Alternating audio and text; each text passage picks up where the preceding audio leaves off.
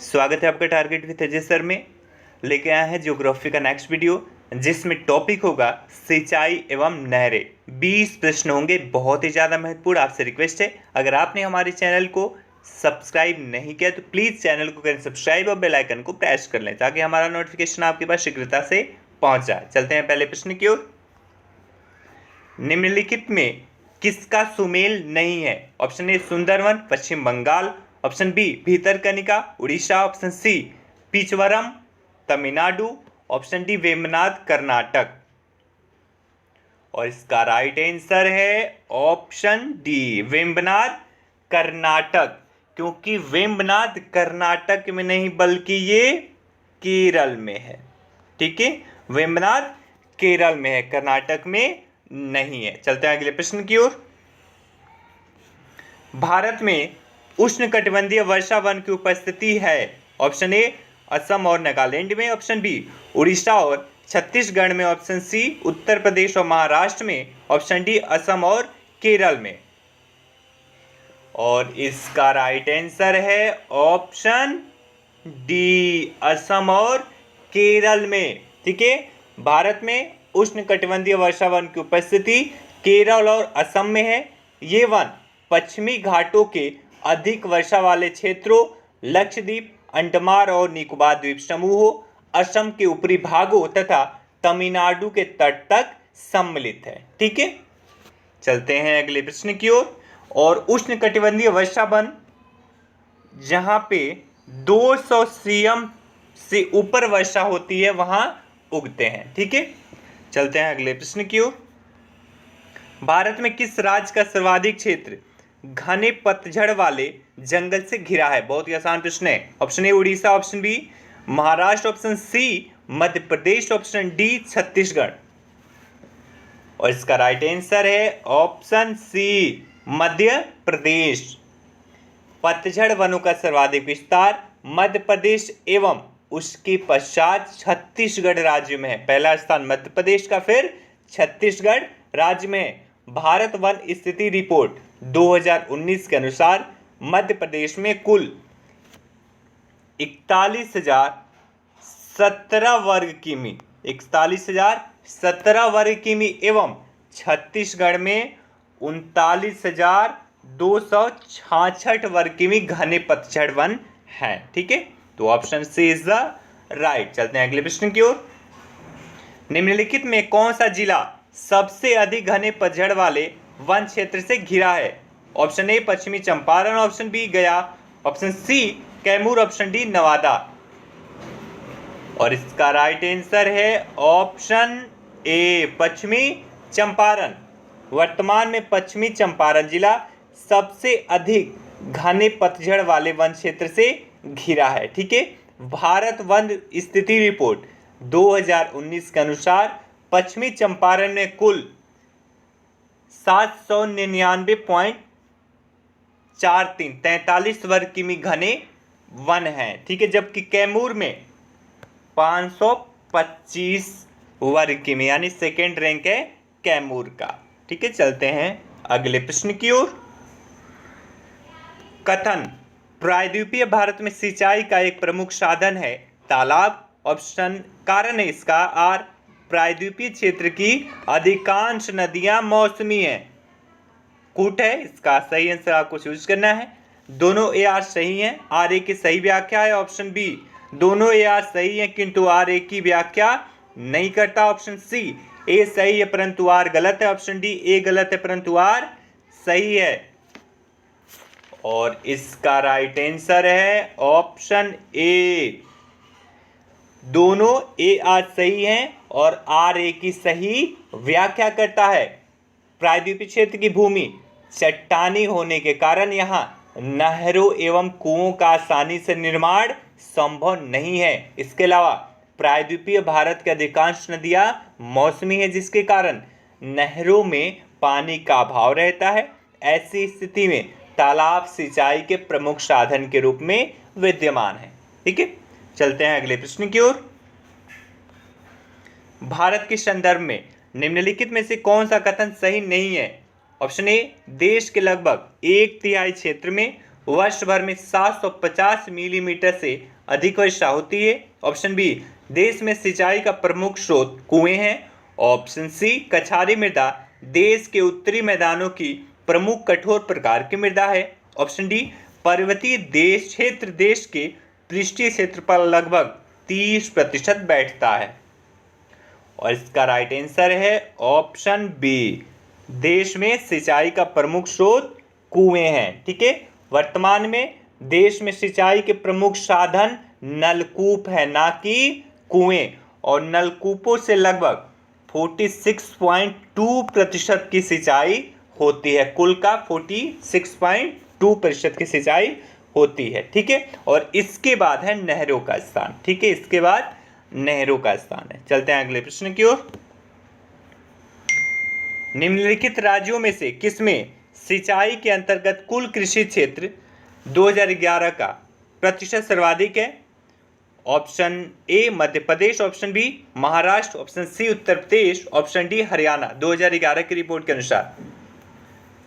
और इसका right answer है ऑप्शन डी, हरियाणा।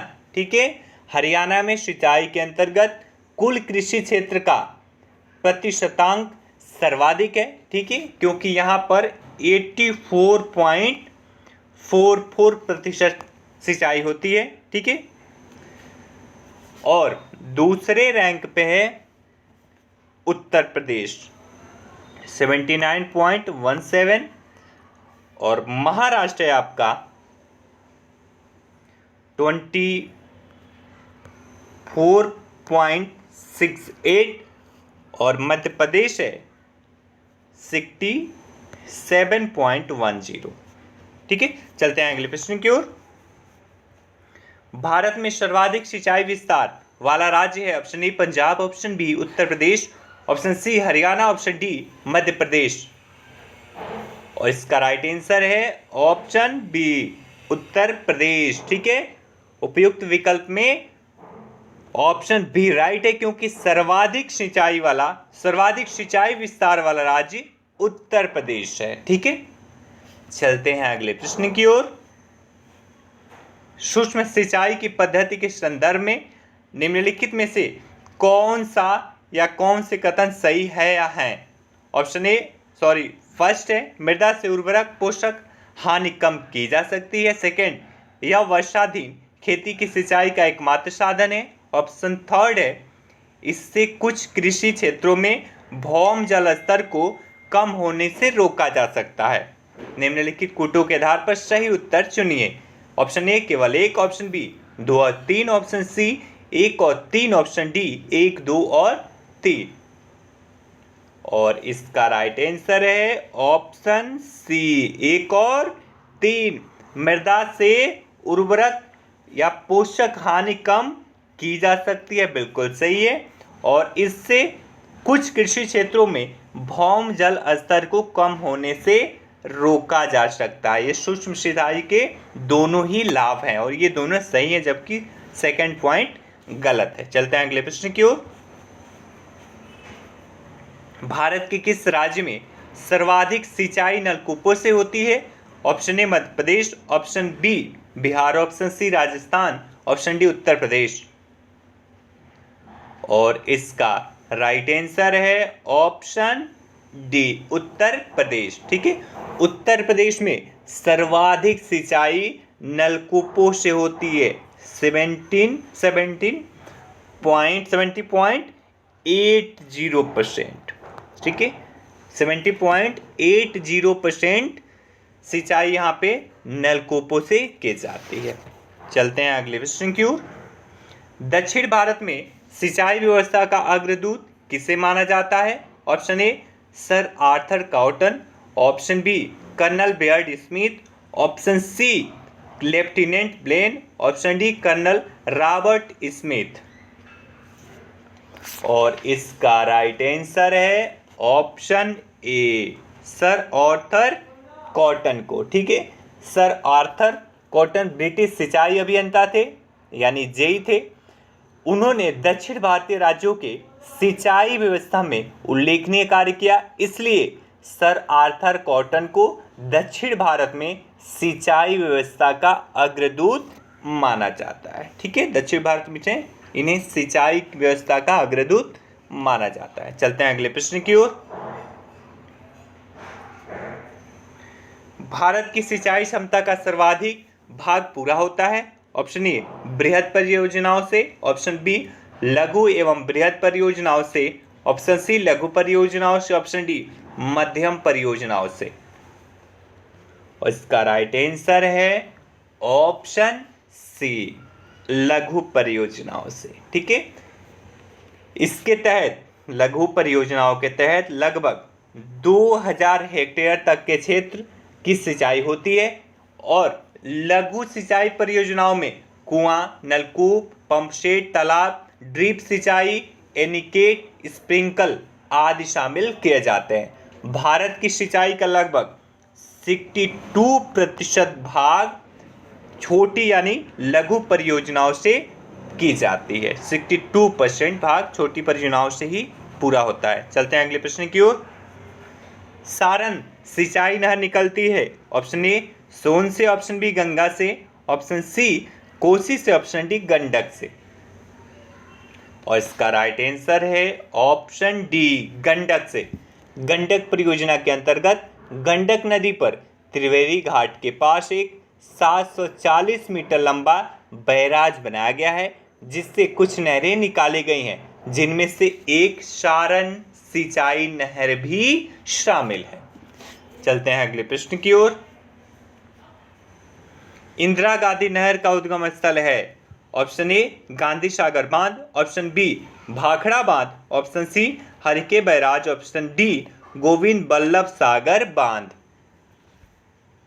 और इसका राइट आंसर है option C Harike barrage. Indira Gandhi नहर का उद्गम हरिके बैराज के निकट ब्यास एवं सतलज नदी के संगम से होता है। मुख्य नहर की लंबाई 649 किमी है। इस नहर से पश्चिमी राजस्थान के गंगा नहर, बीकानेर, जोधपुर और जैसलमेर जिले मुख्य रूप से शामिल हैं। ठीक है, कौन कौन से जिले? गंगा नगर, बीकानेर, जोधपुर और जैसलमेर जिले। चलते हैं अगले प्रश्न की ओर। निम्नलिखित नदी परियोजनाओं में कौन ब्यास नदी के पोंग बांध के जल का उपयोग करती है? ऑप्शन ए इंदिरा गांधी नहर परियोजना, ऑप्शन बी पोचमपाद परियोजना, ऑप्शन सी मयूराक्षी परियोजना, ऑप्शन डी नागार्जुन सागर परियोजना। और इसका राइट आंसर है ऑप्शन ए इंदिरा गांधी नहर परियोजना। ठीक है, ब्यास परियोजना पंजाब, हरियाणा एवं राजस्थान राज्यों की सम्मिलित परियोजना है। इसके अंतर्गत इंदिरा गांधी नहर में शीत ऋतु में नियमित जलापूर्ति बनाए रखने के लिए ब्यास नदी पर पोंग बांध, इसे महाराणा प्रताप सागर बांध भी कहते हैं, बनाया गया है। ठीक है, चलते हैं अगले प्रश्न की ओर। विश्व की सबसे पुरानी व विकसित नहर व्यवस्था भारत में कौन सी है? ऑप्शन ए गंग नहर, ऑप्शन बी सिकरी नहर, ऑप्शन सी इंदिरा गांधी नहर परियोजना, ऑप्शन डी कृष्णा गोदावरी नहर व्यवस्था। और इसका राइट आंसर है ऑप्शन ए गंग नहर। ठीक है, विश्व की सबसे पुरानी एवं विकसित नहर व्यवस्थाओं में से एक गंग नहर है। इसका निर्माण 1927 में बीकानेर के तत्कालीन महाराजा श्री गंग सिंह ने कराया था। यह नहर सतलज नदी से फिरोजपुर के निकट हुसैनी वाली से निकाली गई है। ठीक है, यह नहर सतलज नदी से फिरोजपुर के निकट हुसैनी वाली से निकाली गई है। चलते हैं अगले प्रश्न की ओर। निम्नलिखित कथनों में से कौन सा एक सत्य नहीं है? ऑप्शन ए घग्गर के जल का इंदिरा गांधी नहर में उपयोग किया जाता है, ऑप्शन बी नर्मदा अमरकंटक क्षेत्र से निकलती है, ऑप्शन सी निजाम सागर मंजीरा नदी पर स्थित है, ऑप्शन डी पेनगंगा गोदावरी की सहायक नदी है। और इसका राइट आंसर है ऑप्शन ए घग्गर के जल का इंदिरा गांधी नहर में उपयोग किया जाता है। ये सेंटेंस गलत है। ठीक है, बाकी के सभी सेंटेंस बिल्कुल सही हैं। चलते हैं अगले प्रश्न की ओर। निचली गंगा नहर का उद्गम स्थल गंगा पर है। ऑप्शन ए हरिद्वार में, ऑप्शन बी नरौरा में, ऑप्शन सी बरेली में, ऑप्शन डी कानपुर में। और इसका राइट आंसर है ऑप्शन बी नरौरा में। निचली गंगा नहर का उद्गम स्थल नरौरा बुलंदशहर में है। इसका निर्माण कार्य 1878 में पूरा हुआ। मुख्य नहर की लंबाई 100 किलोमीटर। कई बार पूछा गया है कि निचली गंगा नहर की मुख्य लंबाई मुख्य रूप से कितनी है, तो याद रखिएगा 100 किलोमीटर है। चलते हैं अगले प्रश्न की ओर। निम्नलिखित नहर प्रणालियों में से किससे बिहार के क्षेत्र में सिंचाई होती है। ऑप्शन ए ऊपरी गंगा नहर, ऑप्शन बी त्रिवेणी नहर, ऑप्शन सी शारदा नहर, ऑप्शन डी पूर्वी यमुना नहर।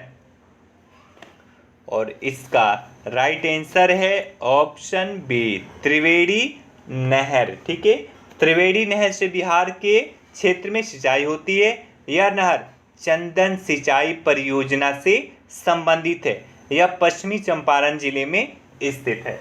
चलते हैं आखिरी प्रश्न की ओर। हरियाली एक नई योजना है। ऑप्शन ए द्वितीय हरित क्रांति लाने के लिए, ऑप्शन बी बंजर भूमि के विकास के लिए, ऑप्शन सी मरुस्थल के वनीकरण के लिए, ऑप्शन डी गोचर भूमि के विकास के लिए। बहुत ही बढ़िया प्रश्न है, कई बार पूछा गया है। और इसका राइट आंसर है ऑप्शन बी बंजर भूमि के विकास के लिए। हरियाली योजना बंजर भूमि के विकास के लिए जल संग्रहण से संबंधित विकास योजना है। ठीक है, ये 20 अति महत्वपूर्ण प्रश्न थे। आपसे रिक्वेस्ट है कि प्लीज़ इसे 2 से 3 बार देखें ताकि आपका ये रिवीजन हो जाए, कंटेस्ट हो जाए, याद हो जाए, दिमाग में पूरी तरह से बैठ जाए, सेट हो जाए, ताकि एग्ज़ाम आए तो आप वहाँ पे इसे निकाल सके। क्योंकि पढ़ने के अलावा रिवीजन भी ज़रूरी है। नहीं रिवीजन करेंगे चीज़ें भूल जाएंगे, एग्जाम में परफॉर्म नहीं कर पाएंगे। ठीक है, और जाते जाते आपसे रिक्वेस्ट है कि प्लीज़ वीडियो को लाइक कर दें, शेयर कर दें दोस्तों में, और अगर चैनल को सब्सक्राइब आपने नहीं किया है तो ये करना न भूलें, और साथ में बेल आइकन को भी प्रेस कर लें। कल का टॉपिक होगा बहुउद्देशीय नदी घाटी परियोजनाएं। ठीक है, और आप हमारे target with Ajay sir Telegram channel को भी ज्वाइन कर सकते हैं। यहाँ पे आपको PDF मिल जाएगा, और आप हमारे इस नंबर पे हमें कॉन्टैक्ट भी कर सकते हैं। Thank you so much, have a good day, love you all.